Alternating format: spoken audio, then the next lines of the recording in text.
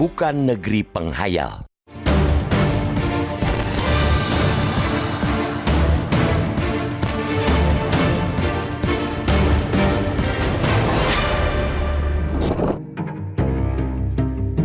Negeri ini seperti harus terus-menerus berhadapan dengan hal-hal darurat dari waktu ke waktu. Ada darurat korupsi, ada darurat narkoba, dan kini muncul darurat judi online atau judol. Kenapa judol juga darurat? Sebab judol sudah menyerang berbagai lapisan masyarakat dari beragam institusi.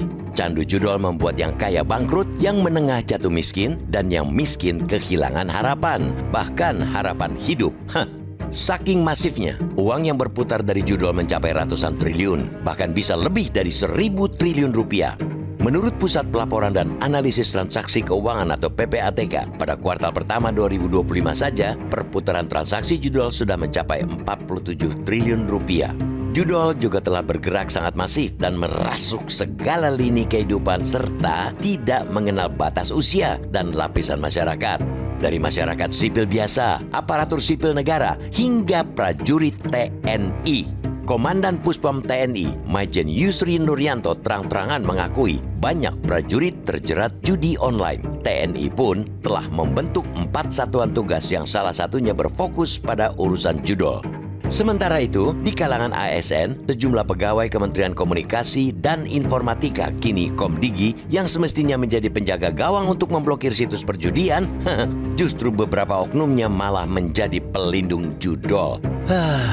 Namun yang lebih mengenaskan, di kalangan masyarakat biasa pelaku judol justru datang dari kalangan masyarakat bawah, yakni mereka yang berpenghasilan 5 juta rupiah ke bawah. Dari jumlah penghasilan tersebut, sebanyak 73% digunakan untuk judol. Bahkan ada yang menggunakan seluruh penghasilan mereka untuk judol. Laporan terbaru PPATK menyebutkan adanya lonjakan transaksi judol yang nilai transaksinya semakin kecil, baik di sisi bandar maupun pelaku. Mengecilnya nilai transaksi mengindikasikan para pelaku judol adalah mereka yang berpenghasilan rendah. Dampak lanjutannya, semakin banyak dari pelaku judol tersebut terjerat utang. Temuan PPATK menunjukkan pada 2023 dari 3,7 juta pemain, sebanyak 2,4 juta pemain punya utang di bank. Banyak dari mereka kemudian terjerat pinjaman online, dari pinjol untuk judol. Para bandar judol juga kian terang-terangan mengiklankan diri, bahkan mereka berani meretas laman lembaga atau organisasi untuk memajang iklan judol. Salah satunya situs perkumpulan pemilu. Perludem yang diretas untuk iklan judol.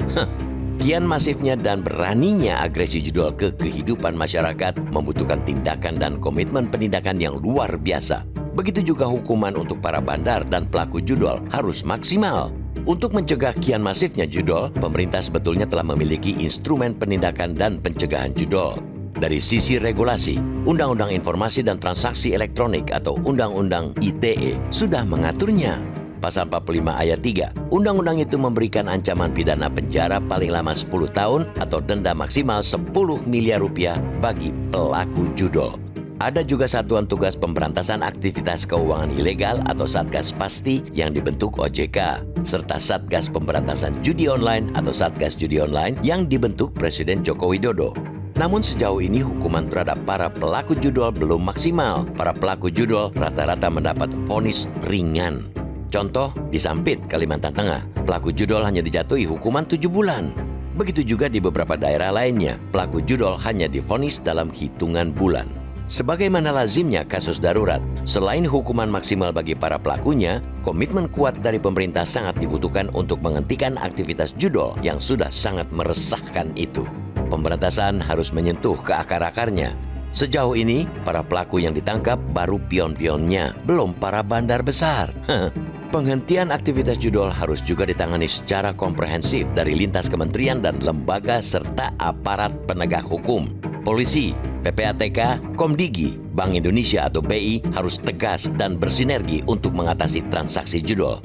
Konsistensi aparat penegak hukum dan lembaga berwenang sangat penting dalam pencegahan judol, mengingat dampaknya yang luar biasa merusak. Kita ingin negeri ini merealisasikan mimpi-mimpi meraih kemajuan, bukan negeri pembuat khayalan yang tak pernah jadi kenyataan.